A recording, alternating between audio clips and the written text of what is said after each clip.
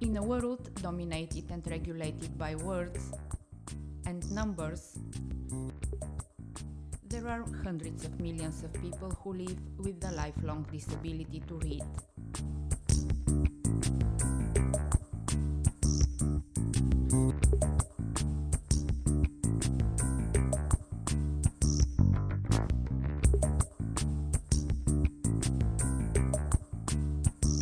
I met her in London, where I was looking for a character for my next film. Leni runs a festival for dyslexic artists. I love it when I get these emails. It tells me that someone else has booked a ticket online. This is good. This makes me happy. Later that evening, I found a post on Twitter. A Bulgarian journalist is making a documentary about the festival. Random but true. From then on, I had an open ticket to Leni's life.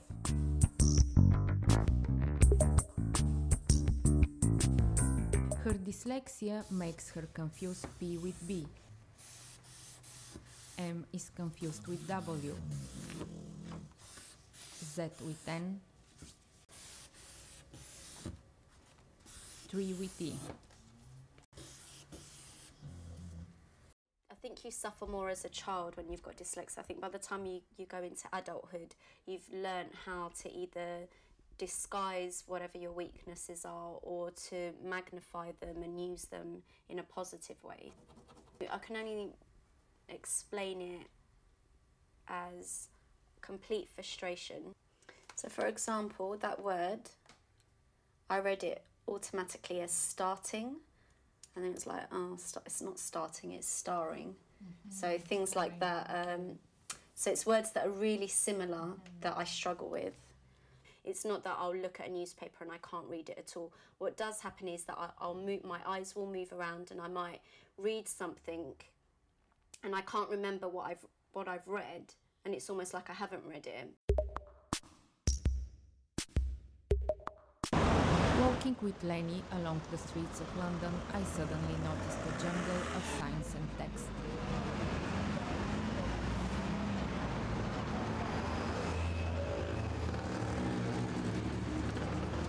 For me now, I've just got to a point where I'm oblivious to it, which I think is why I haven't learned how to drive, because I don't want to have the pressure of having to learn all of the road signs, and like sometimes if I see a sign and it says you can only turn left, I will turn right or something, so like it's quite dangerous.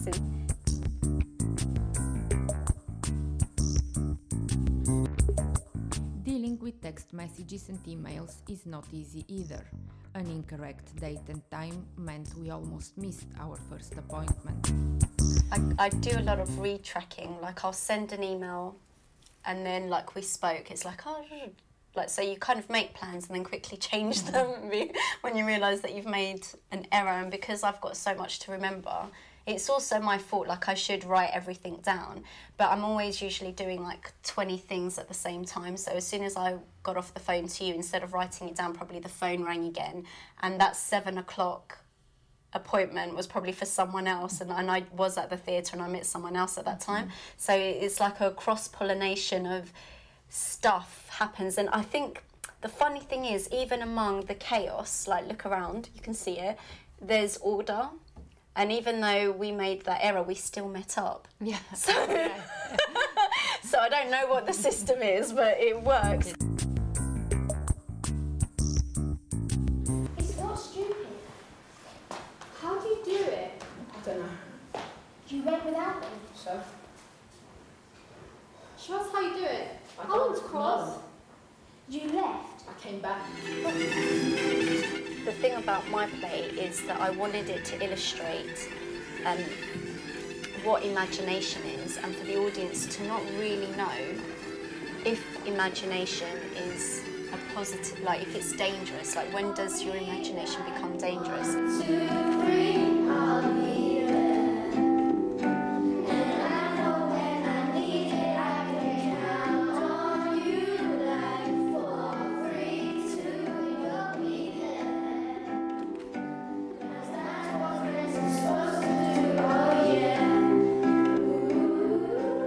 went to America and I was working out there, and I was working with a lot of actors, and we'd devise things and I'd create situations out of nothing, and then together we'd like devise a story and then we'd produce it. And then I thought, I really like this free, fresh, almost immediate way of storytelling, where you don't have to sit in a quiet space with your computer and think of a story at the beginning and then work your way through systematically, that you could begin telling a story at any point and it should be an active experience. It shouldn't be a solitary experience.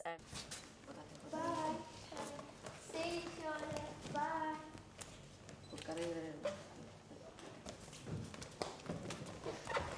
Bye, Charlotte. A lot of people are like, oh, I didn't quite understand it. That makes me happy. And I'm like really excited. So an adult came up to me and they're like, Leni, I feel really uncomfortable watching that. Like, I don't know why, but that's really spooked me. And I'm thinking, wow, if theatre, you come to the theatre, you know that it's not real, you come to the theatre and you still feel uncomfortable, then that's good. I've created something in you. I've like moved something in you.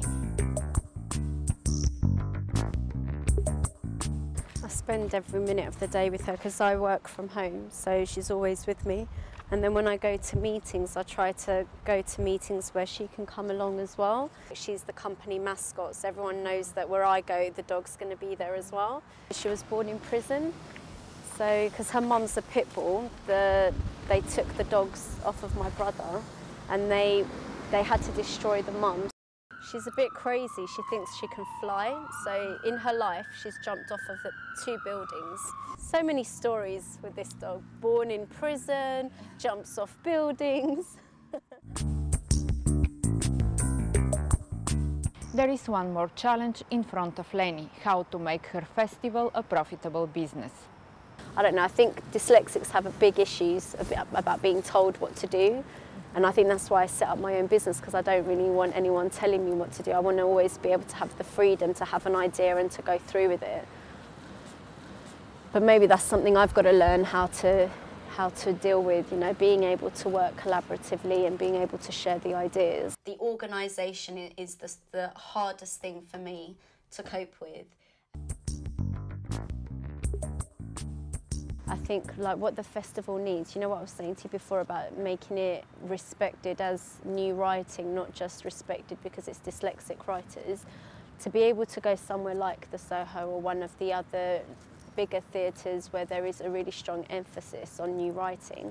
I think it would just escalate the project to a higher level and people will respect what we're trying to do in a new way, not just because every writer's dyslexic, but because the writing is good. Developing the festival is not a simple task. We do the festival every year, and now we're in our 4th year. We've been doing it since 2007. I think that makes it 4 years. And I'm looking for a venue for next year, but I actually rang originally because I wanted someone to come down from Camden People's Theatre to come down and see what we're doing, to see if you guys would be interested in hosting the festival next year. It's quite unusual that dyslexic people want to be writers, but there is a lot of us out there that are writing really good stories. Okay, so do you think then that would be a reason why you wouldn't be interested in the festival? I think what I try to do is just constantly stay true to what my abilities are.